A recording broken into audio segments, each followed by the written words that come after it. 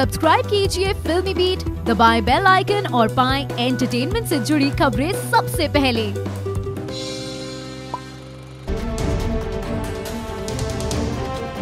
मैं हूँ प्रभजोत कौर और आप देख रहे हैं फिल्मी beat. Film star Kangana Ranaut ने कहा ऋतिक रोशन के साथ उनके संबंध थे। वो ऋतिक रोशन से शादी करना चाहती थी और ऋतिक ने भी उनसे कहा था कि वो अपनी पत्नी से तलाक लेने के बाद कंगना से शादी करेंगे। मगर ऐसा क्या हुआ कि ऋतिक ने कंगना को पहचानने से भी इनकार कर दिया, जिसके साथ 7 साल तक दोस्ती रही, संबंध रहे। उनके बीच ऐसा क्या हुआ कि फिर से ये प्यार नफरत में बदल गया। कंगना का आरोप है कि ऋतिक ने उन्हें पागल साबित करने की भी कोशिश की। एक इंटरव्यू में सवालों के जवाब देते हुए जिस बेबाकी से कंगना ने ऋतिक और अपने रिश्ते पर बात की है और ऋतिक के अलावा राकेश रोशन, करण जौहर समेत कई फिल्मी हस्तियों पर चौंकाने वाले खुलासे किए हैं, वो आपको हैरान कर देंगे।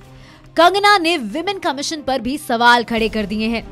ये पूरा शो शनिवार रात 10 बजे ऑन एयर होगा, लेकिन मैं आपको कुछ ऐसी बातें बताने जा रही हूँ जो कंगना ने इस शो में कही हैं। कंगना, आपकी फिल्म रिवॉल्वर रानी में कंगना रनौत का एक डायलॉग है, मर्द को दर्द देना चाहिए। तो क्या बहुत सारे मर्दों को दर्द दिया है आपने? कंगना ने कहा कि किस मर्द की बात कर रहे हैं आप? उनसे फिर पूछा गया कि है तो बहुत सारे, लेकिन मैं ऋतिक की बात कर रहा हूँ। करण जौहर की बर्थडे पार्टी में आप ऋतिक के पास गई और कहा क्वीन फिल्म की तारीफ के लिए आपने जो मेल भेजे हैं उसके लिए थैंक यू। इस पर ऋतिक ने कहा किस मेल की बात कर रही हो तुम? मैंने तो कोई मेल नहीं भेजा। कंगना ने कहा मैंने उसके पिताजी को फोन किया कि आपका बेटा ऐसा ऐसा करता है, उसको आप संभाल लीजिए। तो उन्होंने कहा मैं तुम्हारी मदद करूंगा इस चीज में। उसके बाद मुझे फोन करके कहते हैं नहीं, उसको तुमसे नहीं मिलना है, ये मैटर तुम यहीं खत्म कर दो। मैंने उनसे कहा अगर आप उनसे मुझे मिला देते हैं, वो अगर सामने बैठ जाए और मुझे ऐसा बोल दें तो मैं तुम्हारे पैर छू लूंगी। तो उन्होंने कहा मैं उसे नहीं बुला सकता हूँ क्योंकि वो कह रहा है कि मुझे उससे मिलना ही नहीं है। मैंने कहा ठीक है और ये मैटर वहीं क्लोज हो गया। कंगना ने आगे ये भी कहा कि उसके बाद क्वीन रिलीज हो गई। क्वीन से पहले ऋतिक ने मुझसे ब्रेकअप कर लिया था। फिल्म जब हिट हो गई तो फिर से ऋतिक मेरी लाइफ में आ गए। कहने लगे कि मुझसे बड़ी गलती हो गई है, मुझे माफ कर दो।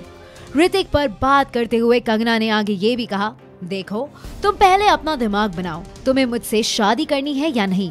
इस पर ऋतिक ने कहा नहीं नहीं, तुम तो इतना भड़क गई हो। कंगना ने ऋतिक से कहा अभी 15 दिन पहले तो तुम ये कह रहे थे कि किसी को बताया तो नहीं तुमने, वो फोटो डिलीट किया या नहीं?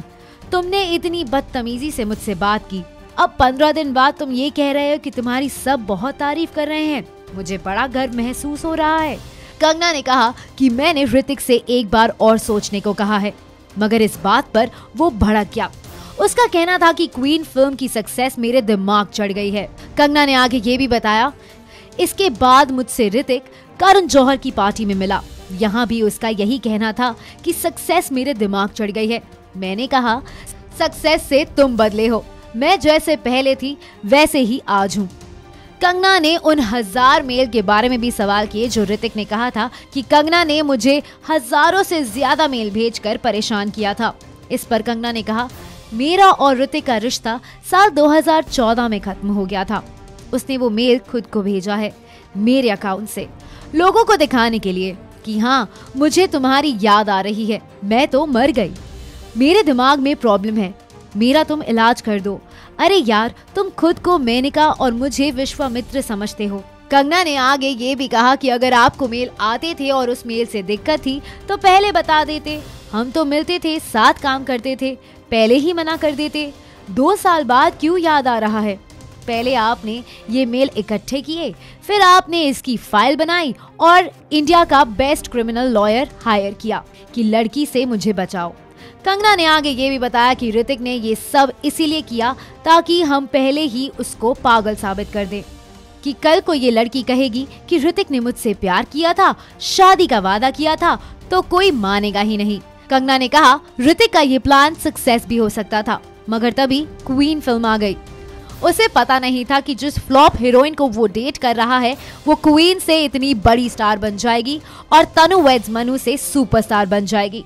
उसने तो पूरा प्लान बनाया था मुझे पागल साबित करने का।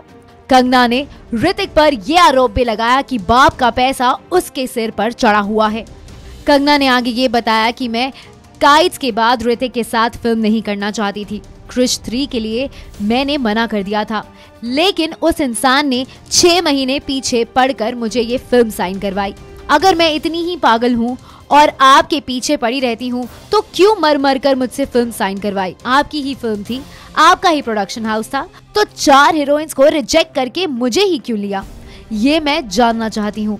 कंगना ने और भी बड़े खुलासे किए। कंगना ने बताया कि 2014 में ऋतिक मनाली में शूटिंग कर रहे थे एक एक्ट्रेस के साथ। उससे अफेयर की खबरें आई तो मैंने उनसे पूछा कि ये क्या चल रहा है।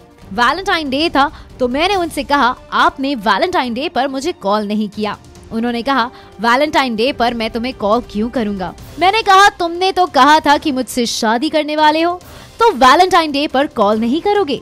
उसने कहा भूल जाओ सब शादी वादी, ये बताओ तुमने किसी को बताया तो नहीं है इस बारे में कि हमारा अफेयर चल रहा है? मैंने कहा मैंने सिर्फ माँ को और बहन को बताया है, मुझे पब्लिसिटी नहीं चाहिए कि मैं सबको इस बारे में बताऊं।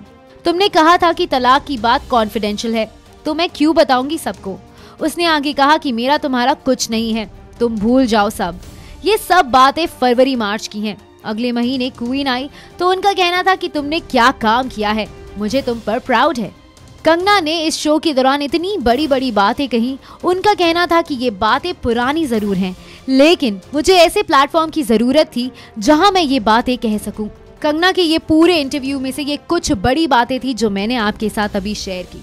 फिलहाल तो कंगना और ऋतिक का चैप्टर बहुत पहले ही खत्म हो चुका है, लेकिन कुछ बातें अभी भी हैं जो कभी कभी उमड़ कर आती हैं। फिलहाल तो कंगना के इस बड़े से इंटरव्यू में जो चौंकाने वाली बातें सामने आई हैं, उसे सुनकर आई एम श्योर आप काफी शॉक्ड हुए होंगे।